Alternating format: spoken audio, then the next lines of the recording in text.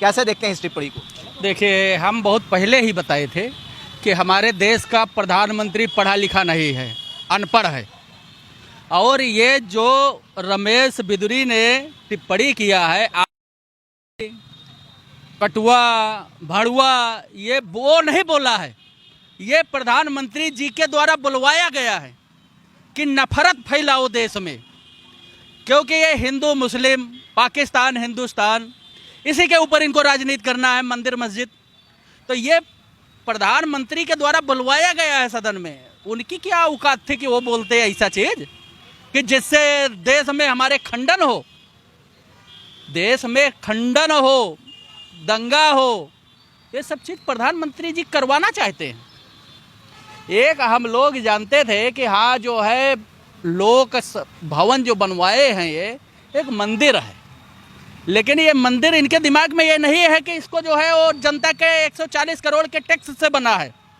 मोदी जी के दिमाग में ये कीड़ा काट रहा है कि इसको मैं बनवाया हूँ, तो वो बिल्कुल गलत है। उनका कीड़ा निकल जाना चाहिए दिमाग से कि 2024 में जनता इनको फेंक देगी और ये लोकसभा में बैठने लायक नहीं रहेंगे। प्रधानमंत्री जी, आप अपने सांसदों से ऐसा ऐसा टिप्पणी करा रहे हो जो कि सोचा नहीं जा सकता है।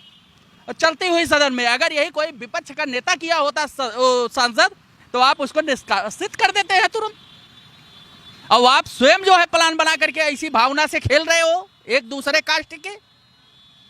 देखते हैं इस अमर्यादित भाषा को। देश के चौथे लोकतंत्र को आपको बधाई, आपको नए भारत की बधाई, नए राष्ट्रतंत्र की बधाई।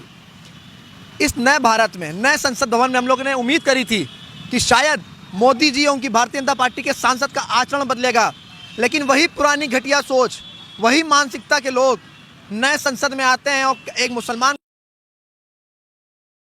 कहते हैं, पाकिस्तानी कहते हैं, और ठीक बैठे उनके पीछे भारतीय जनता पार्टी के स्पोक पर्सन रविशंकर प्रसाद हंसते हैं। ना रोक पाते हैं और ना बोल पाते हैं, उस पर हंसते हैं। वो कहते हैं और मजा लो, ये तो नए भारत की निर्माण मैं कर रहा हूँ। ये शब्द भारतीय जनता पार्टी के संस्कार, ये नरेंद्र मोदी के संस्कार हैं, ये आरएसएस के संस्कार हैं। भारतीय जनता पार्टी ने जो घटिया राजनीति की शुरुआत करी थी, आज उसका एक और उदाहरण, एक और काला अध्याय जुड़ गया है लोकतंत्र में। संसद की गरिमा होती है, संसद में शब्दों को अच्छे शब्द इस्तेमाल किए जाते हैं, लेकिन आज जो रमेश बिगोड़े जो इनके सांसद हैं, उन्होंने दानिश अली जो बसपा के सांसद हैं उस पर जो अप्रयोजित भाषा को इस्तेमाल किया है, अमर्यादित भाषा का इस्तेमाल किया है, वो शर्मनाक है। ये संसद के जो गरिमा है उसको ठोस पहुंचाने का कार्य इन्होंने किया है, और प्रधानमंत्री ने अभी तक कोई भी कार्रवाई नहीं करी, लोकसभा स्पीकर ने कोई ठोस कार्रवाई नहीं करी। यही अगर कोई विपक्ष का सांसद ऐसी शब्द बोलता तो शायद अब तक निलंबन हो गया होता, शायद सदस्यता रद्द करने का कार्य शुरू हो गया होता। लोकसभा स्पीकर ने कहा है कि अब आप ऐसी कोई टिप्पणी नहीं करेंगे, चेतावनी दी है। स्कूल के बच्चे हैं क्या रमेश बिगोड़िया कि स्कूल के बच्चों शैतानी करने की मांग करी थी, दोबारा मत करना। ये एक सांसद हैं, इनकी जो आवाज़ है पूरे देश में गूंज रही है, पूरा देश उसको सुन रहा था। अमर्यादित भाषा का इस्तेमाल करके कहते, स्पीकर कहते हैं कि दोबारा मत करना। आप उनको दोबारा मौका दे रहे हैं दूसरे सांसद को कि फिर से वो इस्तेमाल करेंगे। आप कार्रवाई क्यों नहीं करते हो? डरते हो, मोदी जी के सांसद इसलिए डरते हो। अरे शर्म आनी चाहिए लोकसभा स्पीकर जी, आपको भी। आपके अंदर की इंसानियत मर चुकी है। क्या भाजपा से पैसा लेते हो कि जो ऐसे सांसदों को आप संसद में रखते हो और वो बोलते हैं अमर्यादित भाषा, तो आप उस पर कहते हो कि दोबारा मत करना? वो बच्चा नहीं है, वो सांसद है। लेकिन उस घटिया मानसिकता का सांसद इस देश की संसद में नहीं चाहिए।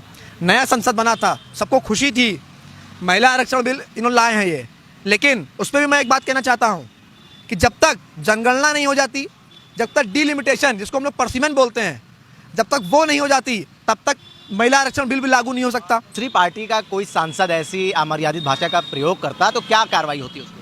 अब तक सांसद का निलंबन हो गया होता, और शायद मुझे लगता है कि सांसद की सदस्यता रद्द करने का कार्य शुरू हो गया होता, लेकिन वो भारतीय जनता पार्टी के सांसद हैं, कोई कार्रवाई नहीं होगी। अगर कार्रवाई हुई तो शायद लोकसभा स्पीकर पर पुनः कार्रवाई हो जाए। ये ताकत है मोदी की, नए भारत की ताकत है, नए लोकतंत्र की ताकत है।